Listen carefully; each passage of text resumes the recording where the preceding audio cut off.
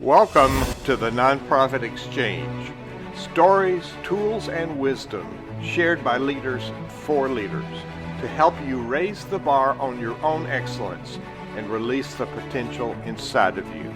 Now, here's today's show. Well, welcome. Here I am again. This is Hugh Ballou, and of course, you know, you're at the Nonprofit Exchange. This is where we explore leadership ideas that help nonprofit leaders strengthen mission, build healthy teams, and serve their communities with courage and imagination. Today, we are joined by Phil Cousineau, author of The Wisdom of the Odyssey, 24 Life Lessons from Homer's Epic. This is not simply a conversation about an ancient poem. It is a conversation about the human journey of disruption, longing, suffering, memory, responsibility, restoration, and homecoming. Themes every nonprofit leader recognizes. Phil invites us to revisit Homer's Odyssey as a living wisdom story. The manuscript frames the book as an accessible companion to Homer's epic that illuminates lessons on change, resilience, and the search for home.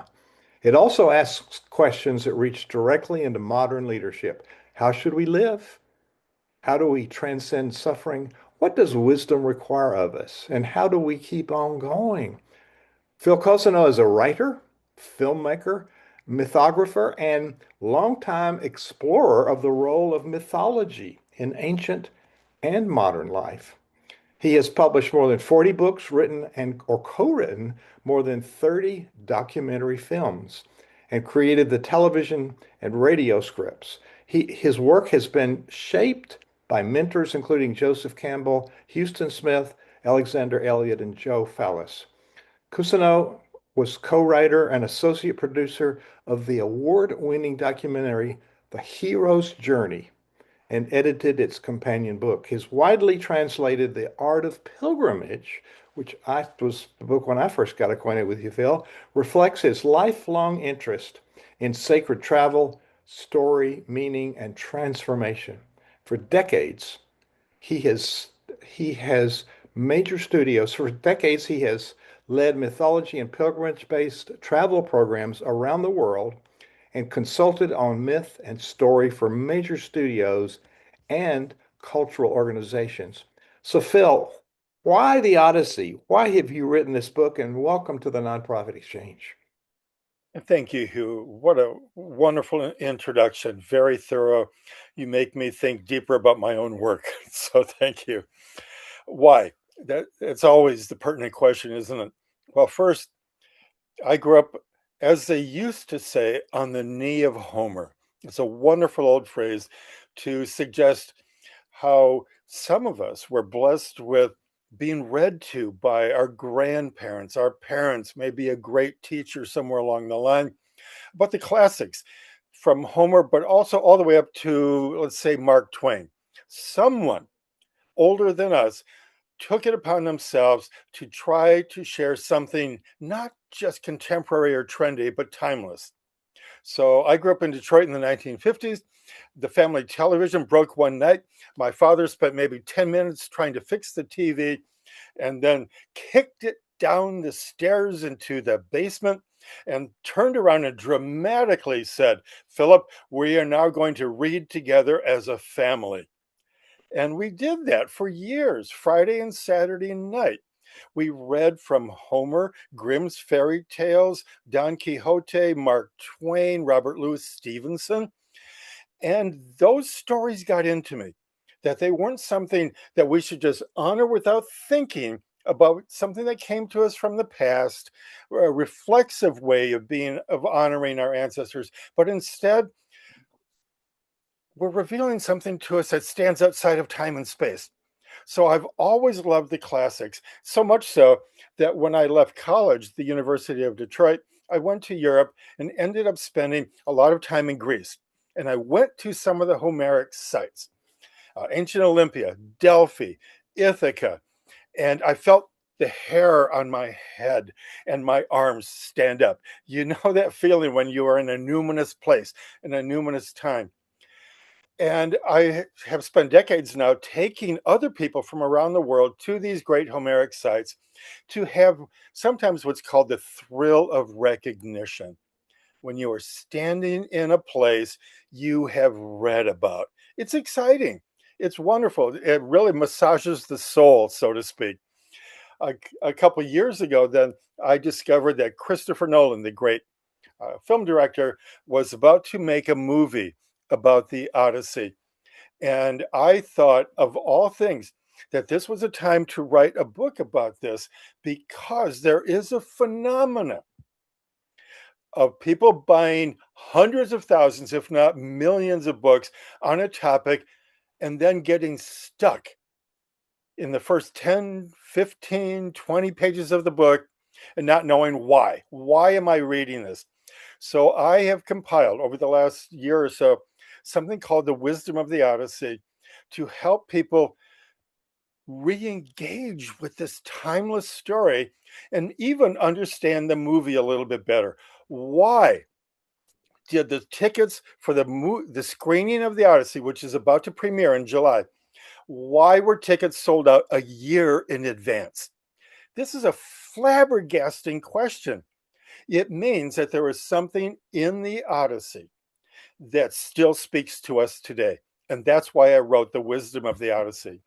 This book, because if a book doesn't tell you how to live, if it's not a guide for actually living your life today, what good is it? I happen to think that the great art, from painting to even opera, poetry, the movies today now, are inexhaustible when they talk to you as if Quixote is alive today, Odysseus is alive and well, and they can help us live a deeper and more authentic life. It's fascinating. You know, most all of us read this a long time ago. For me, I'll be pushing 80 this year. Since, elementary school and high school, reading it a couple of times, I'm sure. So the important works in history and music, literature, poetry, whatever, have a timelessness to them.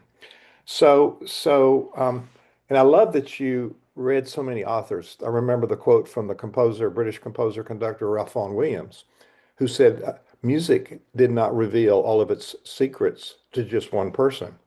So you could change the word music to the topic here. There's a lot of wisdom in this. So we're talking to nonprofit leaders. Some of them are struggling, some of them are challenged, some of them are disheartened with things. So what's the difference between treating a myth as old entertainment and treating a myth as a guide for living and leading today? Great, great question. One way to think about it is that myth is a sacred story. It's sacred because it shows people how to live ethically, morally, how stories can be a foundation for your family, for your neighborhood, or for your business. So they stand outside of time and space. And this element of something that was true before is true now and will be true in the future is quite intoxicating. This is something my friend Hugh Smith, the great historian of religion, again once told me. If it wasn't true in the past, if it isn't true now, and it's not true tomorrow, what good is it? That's the danger sometimes of losing sight of our destination.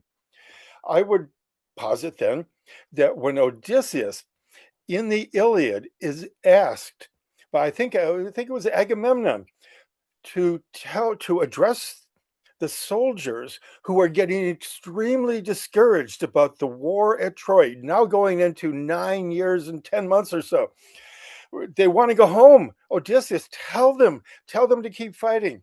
What Odysseus does there is very germane to political and I'd say business leaders today. Odysseus stands up and says, let's remember why we left home in the first place.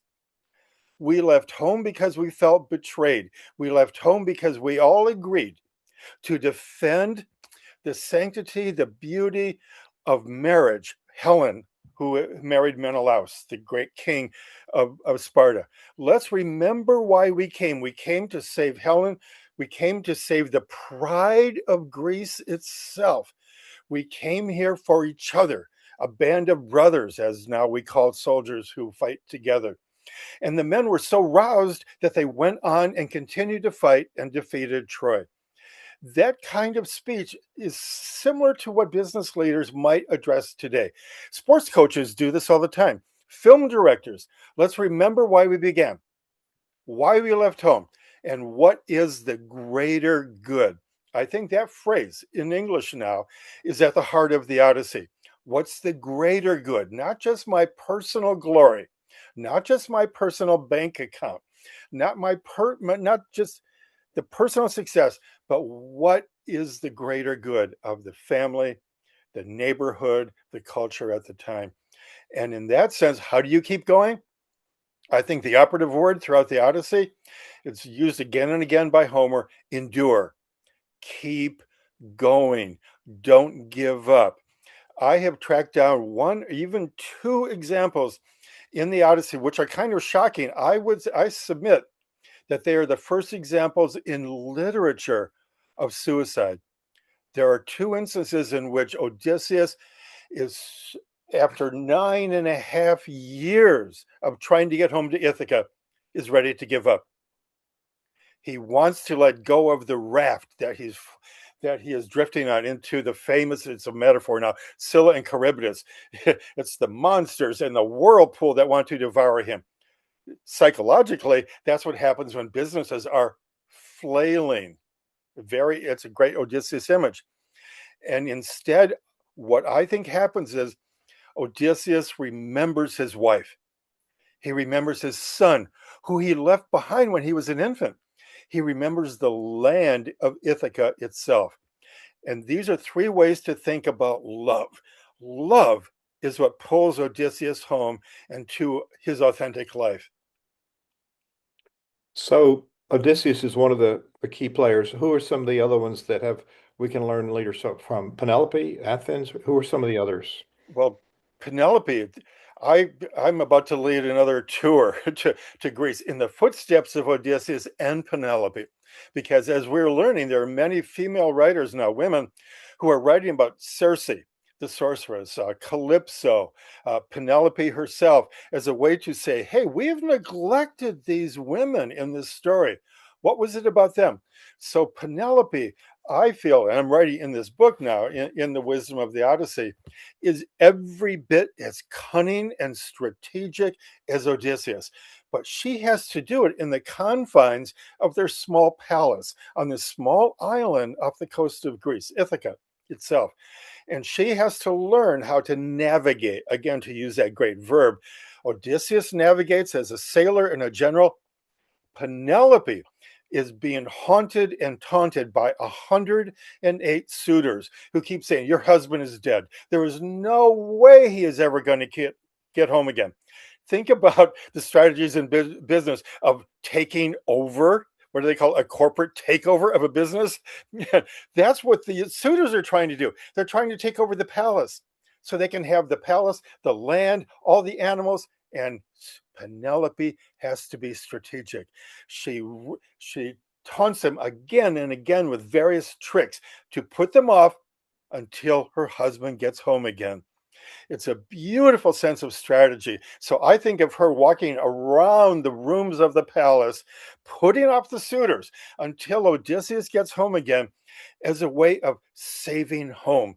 Think of it as saving the business. What can I do to hold on to the family business long enough to get maybe one more loan, someone to come in and help me save the family pride again? Telemachus is their son. And there's a wonderful etymology. Hugh, you know, I'm a word guy. I love etymologies, word origins. Telos machia. To every name in the Odyssey, by the way, is full, rich of meaning. Telemachus means the end of struggling, the end of war.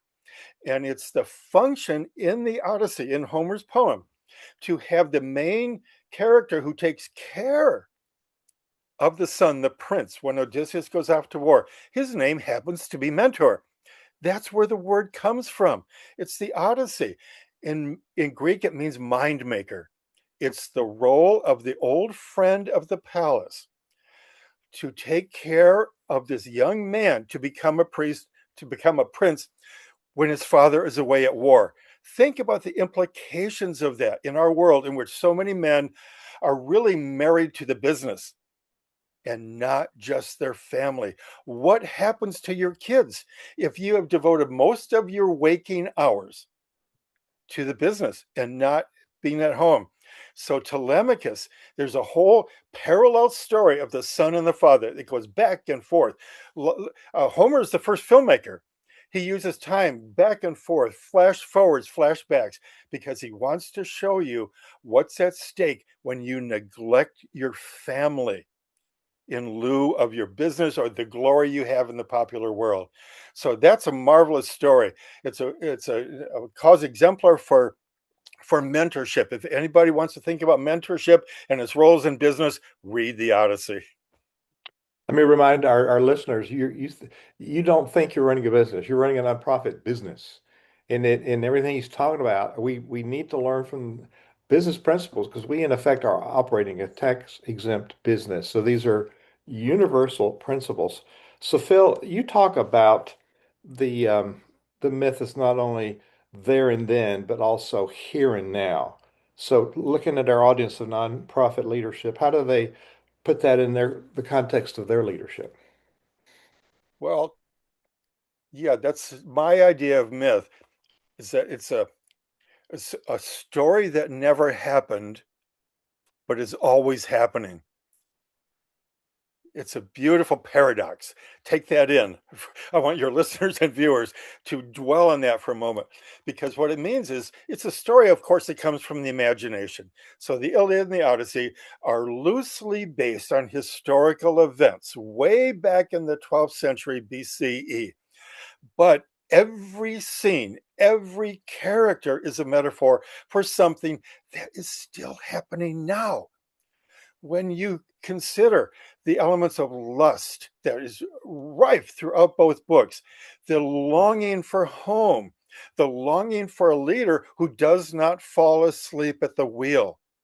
These are all wonderful metaphors to think about what it takes to be a good leader and the price that is paid by those around him or her in the business, the families back home, the neighborhood, the countryside around you, if you fall asleep. Odysseus and his crew fall asleep again and again, which means you're not paying attention. You are distracted by worldly events or maybe other business potential, right? Every time Odysseus or the crew falls asleep, a monster appears. Think about the metaphor possibilities there. The monster appears and devours the crew. Again and again, it happens. Think about what happens when the business leader in nonprofits gets distracted by profit, by glory, by pride. The businesses are devoured. They sink. I love this old verb, transmogrified. They're turned into monsters. It's a wonderful word. Wow. It Wow. is. Wow. This is fascinating. So there's some parallels when we read the lectionary in the Christian Bible. There's all these Old Testament lessons, and it's history in one reading, but it's also current events, and that's kind of what you're placing this as. And if you subscribe to the New York Times 100 years ago, it's pretty much the same stories as we're reading today. So remind us, when was this written? Yeah. The story itself takes place about 3,000 years ago. There was an attack on the west coast of Turkey, which is where Troy is established. And it was probably a fight over the rights to the passage all the way into the Black Sea. Like we are fighting for the rights to get through the Hormuz Strait right now. This was fought over 3,000 years ago in the passage between Greece, Turkey, and what is now Russia, coincidentally, right? And Troy, because it established rights for the ships to go back and forth. Think of how timely this is now. They became the richest city in antiquity, and Greece lusted over the riches there. And so this story is probably a parable, an allegory for what happened, the constant, timeless struggle, the way we fall prey to greed, the way we will go to war for more money, for the lust for filthy lucre, as they use, I think it's called that in the Bible, filthy lucre.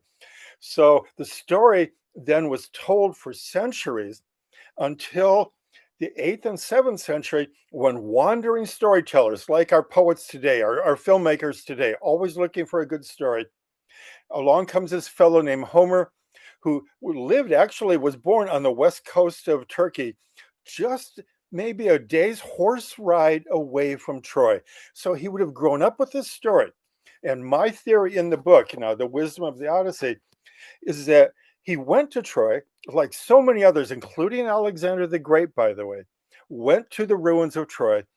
Homer, the early Homer, would have been fascinated by this story and then traveled all around the Homeric sites that he heard about in the tavernas on the seashore by wandering sailors, and then was invited to palaces, to athletic competitions, theater competitions, to tell the story again and again, like filmmakers do today, like novelists and journalists do today, polishing it until he told a story. Here's the big point: until he told a story that everyone recognized. The desire for beauty, the seductive qualities of beauty, the lust for glory and fame in this beautiful Greek word called kleos, what we will do to be remembered forever. As we see, in the interests of building memorials to our vanity today, we see this happening in countries all around the world. This is the cautionary tale between the Iliad and the Odyssey. Are you doing this for the sake of the business, the family, the neighborhood, your culture, or are you doing this act out of sheer vanity? Slowly, Homer polished the story until roughly 650 BC. Writing came into Greece. There are some theories that I love that writing was finally codified as we know it today in Greece in the 7th century in order to take the oral tale of the Iliad and the Odyssey and finally put it on paper. Isn't that an incredible thought? The story was by far the most popular because it had everything: lust, war, love, enchantment, geography, beauty, art, ethics, the origin of law, the origin of astronomy and navigation. This was the Bible for antiquity. What you needed to know to lead an ethical life was in the Iliad and the Odyssey. So it was so important that the writing that came in, probably from Phoenicia, modern Lebanon, was used to write down Homer's tales.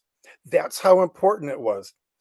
And the book was then uh, uh, uh, slimmed down by the writers in Alexandria, the famous Alexandria Library, and then written in English, from Latin into Italian, and finally into English during the Renaissance. And the book has not been out of print for 2,000 years. Why? Because every character, every plot line in the book speaks to us today, not only about war and greed and glory and so on, but the element that I am so fascinated by that is tragically poignant today. Odysseus has been at war for 10 savage years, and he is a wounded warrior. And it takes time for our warriors to heal. You just don't come home, as we're learning after all of our conflicts today, and say, "Hello, honey, I'm back." "Hey, buddy, you want to go out and play a round of golf?" You don't just start a new business. Those who have been at war are deeply flawed, deeply wounded. And what Homer is telling his audience, was telling his audiences 3,000 years ago, we are telling our soldiers now. It takes time for you to heal. You cannot go home to your wife, to your son, to your children, You cannot go home from work, your business work, and go home again until you are whole. You need time to heal. The Odyssey is a book about how to heal the wounded soul. Whoa, sounds like a spiritual. Um, you've mentioned story several times. I just said that so you know I'm paying attention. So story in several contexts. So talk about the importance of story. So nonprofit leader being inspired by stories. I mean, I've heard you tell profound stories in groups, in person and online. Story of us, we hear stories of people we work with who've been suffering, and we carry that story as a burden, maybe. And then stories that we need to tell about our work. So there's stories in different contexts. So why is story important, and why do leaders not give it that importance? Oh, beautiful. I love the way you have put this. The way that I see it is that an anecdote, which is an old Greek word, by the way, which means an untold story. How about that? An anecdote is purely about what happened. All right, this is what happened at the office today. This is what happened when I went out and had drinks with my friend. This is what happened at church on Sunday. But that's not a story until you infuse it or reveal meaning in it. And meaning takes time to tease out. It usually comes in three, like we have three acts in a play, which comes from Aristotle, it comes from the Greeks. Usually three aspects of a good parable from a good preacher in story. The story is required for us to know what something means. There is no wisdom without a story. Just to say that something that happened, it's what I think of a story as a circle like this. And it's an old symbol for the soul, by the way. Van Gogh, the painter, once said, I believe life is round, which means things begin somewhere. They go through a dark night, like the dark night of the soul of St. John of the Cross, and then it comes back full circle. And when you come home, this is the big theme of the Odyssey. What does it take to get home again? Ideally, you come back with some meaning. So, a business leader who does not reveal why the company was started, why we are in business, and what gift we are giving besides profit to the culture is meaningless. Think of the immensity of that. We have a lot of businesses that are meaningless because no one knows, other than the profit margin, why we're here, other than just to make something that will fill my bank account. The beauty of the nonprofit is saying we are here to make a contribution. In myth and story, this is embodied in this beautiful old word from the myths called the boon, Boon. And the boon is the gift that you bring back from your voyage, the gift you bring back from your journey, the gift that you could tell when you meet together with those in your nonprofit exchange and you say, this is why we are in business. This is why we are together. When you reveal the meaning, the ultimate meaning, which is selfless, now you have given a contribution to the culture. I want to highlight that. I spent a lot of time reminding nonprofit leaders that you start with why. Steve, Sinek's that you start with why. We forget that piece, not only for our audience, not only for those people we serve, but for ourselves. So we come back to this homecoming theme. So let's delve a little deeper into the Odyssey is often described as a homecoming story. So what does that mean in this epic, and tie that to why it's important for today's leaders? Wonderful. Thank you. In antiquity, these were called the returns. Why? Because so many, usually men, were going off to war, but also to trade. And also, early learners, all the philosophers were wanderers. You went where there were libraries, you went where there were centers of learning. the old Beirut, Babylon, Alexandria, and so on. Why? You traveled to learn. You traveled to learn. But here is a shocking statistic. According to Anthony Burgess, the man who wrote Clockwork Orange, a great popular novelist, and some others, scholars about travel, before the 19th century, roughly half of all people who left home never got home again.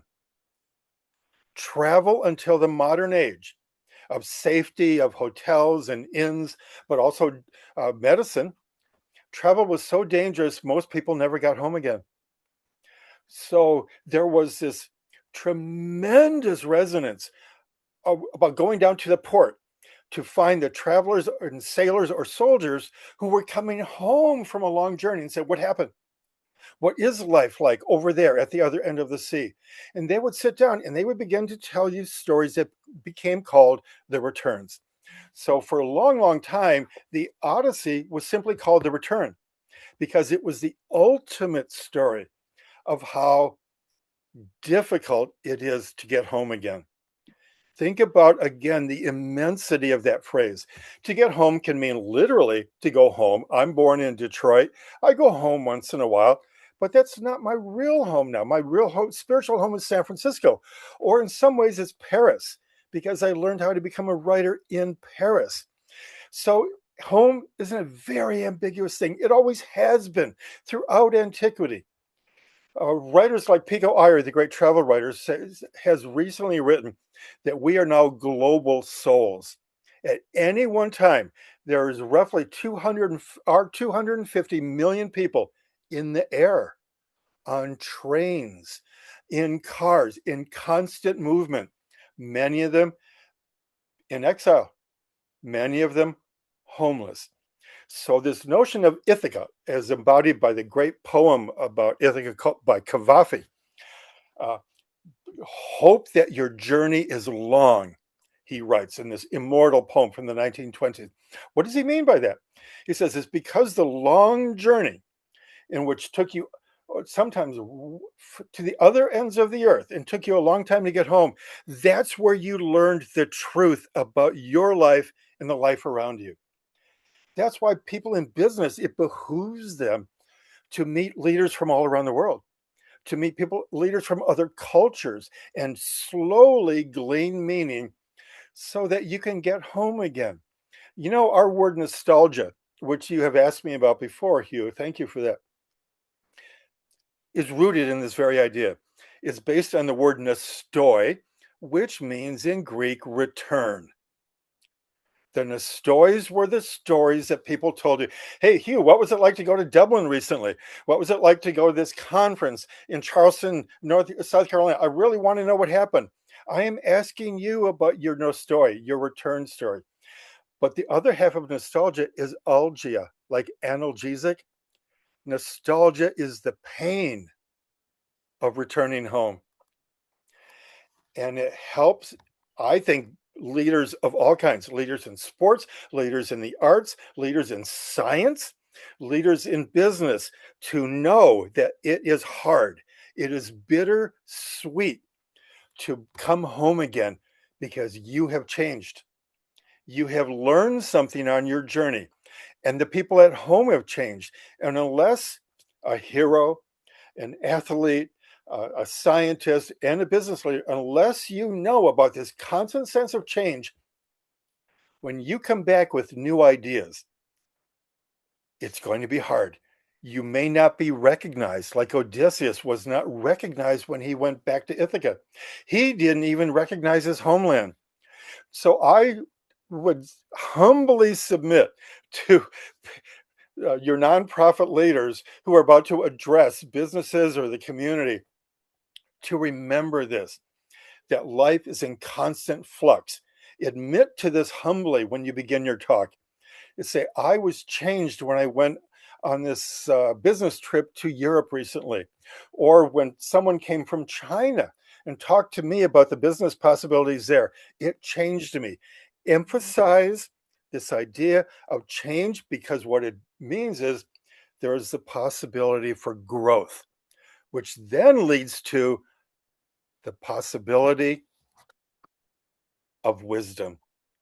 We do not grow wiser if we stay in the old model. If we expect everyone when we get home again to be the same, to stick with that old model.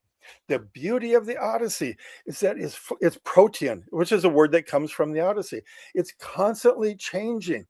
So I suggest that all leaders giving talks and starting meetings begin there. Life is in constant flux. I have changed, you have changed, the business world has changed. Let's accept that. Let's even honor that. And what's then becomes so beautiful to me is that Homer is suggesting, like an early psychologist 3,000 years ago, or he's writing 2,700 years ago, he's saying that the reason Odysseus survives and all of his crew perish, and most of the other leaders at Troy perish, is because he stayed true to his own soul.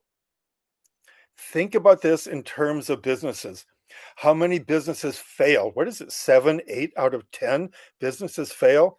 They do not stay true to the original agenda, the vision of coming home again. Odysseus is a lost soul who has to find his soul again in order to go home. And when he does, when he finally reaches home, he is recognized by Penelope, his son, his best friends, and then he gives you the idea of how we can all survive the tremendous sea change that's out there for us. Yeah, the failure rate with businesses is high. In the nonprofit world, a few years ago, 30,000 were formed every year, and half of which would close, even with money in the bank. So, we're in the business of serving others who need something, and we want to provide value to them, and it's important to be able to understand that. So, what would it look like for a nonprofit to become a place of homecoming for people who feel exiled or forgotten or damaged or wounded or neglected? What a gorgeous question. Let me answer it this way. This whole code of Xenia, which is Xenia, which I believe led to what's sometimes called the Greek miracle, which is the origins of democracy. It's the origins of law. It's the origins of ethics, spiritual worship, collective worship. All of this is possible because of this code that says we are living in a landlocked world with mountain ranges. It's very dangerous to go from one village to the other. Some of us are traveling out at sea. There are 7,000 islands that are included in Greece. It was dangerous to travel. So you had to have a way that accepted strangers, which is another way of saying sometimes new ideas, new codes. The technique then, or the custom was when a stranger knocked on your door, it's very biblical. And I believe the Greeks got this whole notion of be kind to a stranger in the Old Testament, be kind to a stranger because he or she could be a god in disguise. Begins here. So there's a knock on the door of the castle, the citadel, the little village hut. It was all the same. Someone knocks on your door, you invite them in, you feed them, you give them drink, you give them a place to sleep, you bathe them. Think about the rituals of bathing in the Old and the New Testament. Only then, only then would the householder or the king or the queen who's invited you in would then say, "So, stranger, by which name did your parents call you?" Isn't that an elegant way of introducing yourself to someone? And then you say, "So, who are your parents? What country do you come from? What are your customs back there?" Slowly, you begin to establish an intimate relationship so that there is eminent trust. That's the beauty behind the code of Xenia or hospitality. It's a method of establishing trust in our own time, where we might not have 3 days to do this as they did in antiquity. What you would simply do is ask a new employer coming in or someone visiting you who you might want to establish some kind of nonprofit relationship with, simply ask, what is your story? What is your story? 4 simple words. You begin there, you go from the head straight to the heart. What's your story? What's the story of your company? Tell me your story. You see how softer that is. Then you can go in harder for the negotiations and so on later on. But without that trust, there will be constant suspicion. That suspicion will never be allayed. Is this really nonprofit, or is there another agenda that's hidden here? Or how do you create a team? In antiquity, have been called the crew. How can you establish trust with the crew, with the soldiers you are going off to fight with? Without trust, there is no teamwork. Without a vision combined with that trust, things fail. Beautifully put. Beautifully put. I just finished my 18th book. I'm catching up to you. And I deal with that topic in that book. That book was a pretty large one, so I'm taking a break before the next one. So let's delve into that a little bit, the leadership aspect of this. So we have nonprofit world is one of the most difficult and becoming one of the most contentious because all of the conflicts in society are coming into our cultures. But nonprofit leaders often work in conditions of uncertainty, scarcity, and that fictitious topic of conflict. So, which Odyssey lesson speaks most directly to their reality? Wow. Well, first, I'd like to say that the word itself, it's really important for us to know the words that we use, the deeper meanings of them, because even if the origin of a word has been lost to us, it's still in there. It's in the melody, it's in the sound of the word. Often it's in the body feeling when we hear certain words. So to lead, there are a number of origins about this. One is that it meant to guide. So lead isn't simply the vanity of someone forging ahead. It means something even, it's tough and it's tender, Hugh. It means to guide someone to the right place, the soulful place, the spiritual aspect of having a business. There is even an aspect of this that says the leader, Leiter, the origin of our word leader, was the one who held up a flag going into battle. Wow. Isn't that a beautiful notion? And often that was dangerous. Often the flag bearer was one of the first to die. Now we have to think about this figuratively speaking. What that means is if I am going into business, I am about to suffer the slings and arrows, as Shakespeare said, of the enemy, other businesses, the cynicism of the commercial world, these things. Are you willing to sacrifice yourself? Are you willing to actually take a risk? Maybe that's even a better way to put it. Are you valorous enough to carry the flag forward? That's one way that I look at leadership. And so in in the Odyssey, the way that I think about this is that Homer is telling us that every time Odysseus falls asleep or his crew falls asleep, they are in danger of being extinguished. Here's an interesting example. When he is at home, he is a king. People forget this, but Odysseus is king of Ithaca, which means he's somebody. We talk, oh, he's a somebody, she's a somebody. We have to take them seriously, right? In the famous episode with the Cyclops, one of the most popular, we all remember this from childhood. Apparently, it's going to be a big scene in Christopher Nolan's movie of the Odyssey. When Odysseus blinds the Cyclops in order to kill the huge ogre, he's a cannibal, and to save his men, the Cyclops shouts out, "Who wounded me? Who hurt me?" And of all things, Homer decides to put this word into the mouth of Odysseus: nobody. If they ask you who blinded you, tell them nobody. When he gets home again, he becomes Here's my one of the greater points of my book. He becomes everybody. I think that's why this story is immortal. Everybody is lost.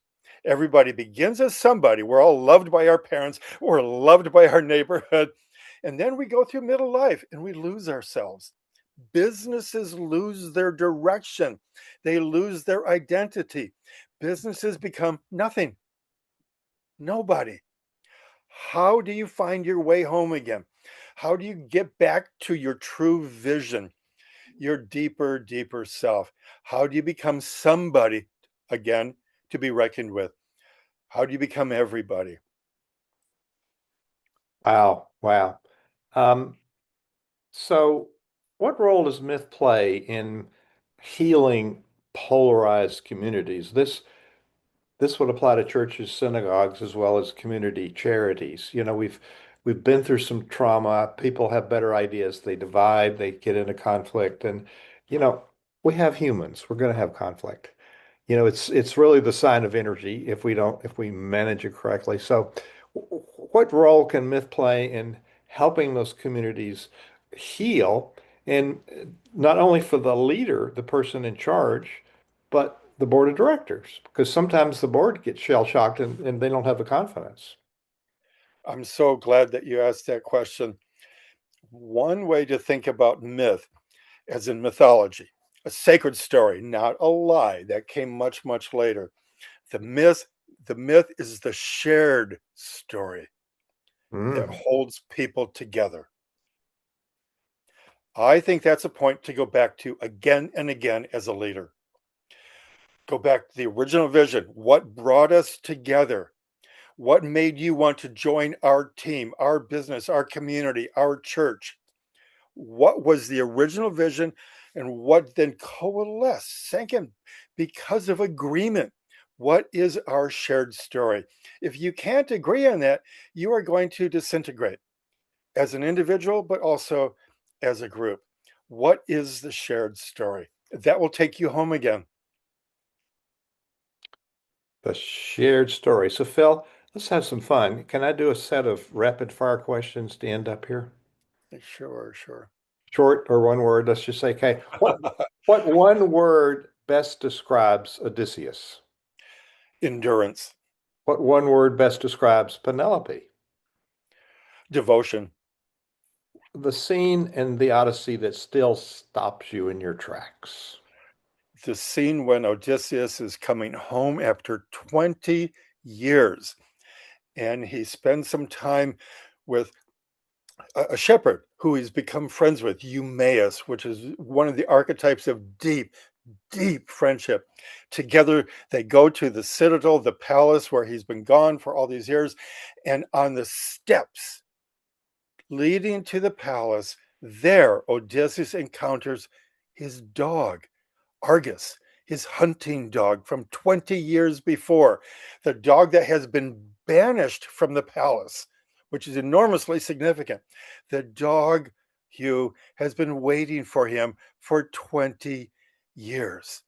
But Odysseus cannot admit that they are together because otherwise the spies around the palace would identify him and they would immediately get rid of him.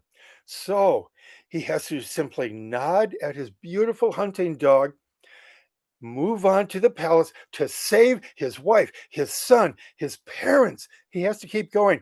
And this is one of the great, great qualities of the Greek poem, Sophrosyne. It means self control.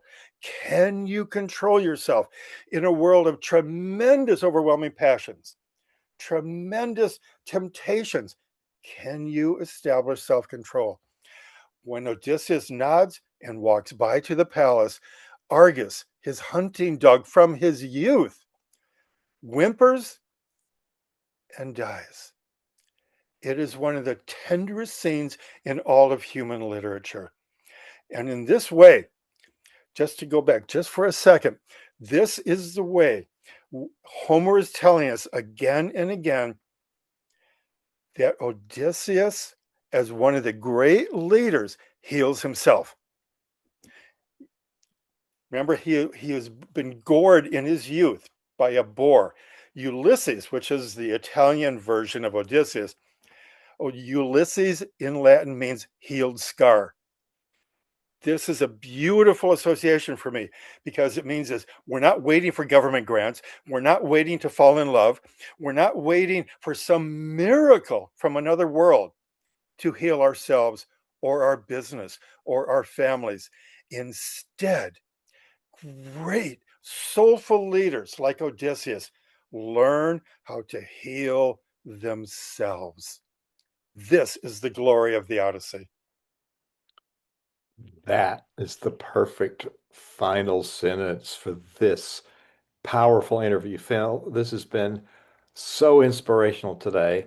And I'm going to pull out the original. We're recording this for the audience in the middle of 2026.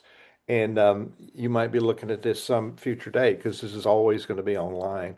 So some of the context is for today, but these messages are eternal messages. So as a final hope, final comment, what's a word of encouragement for leaders who feel far from home? Follow the love.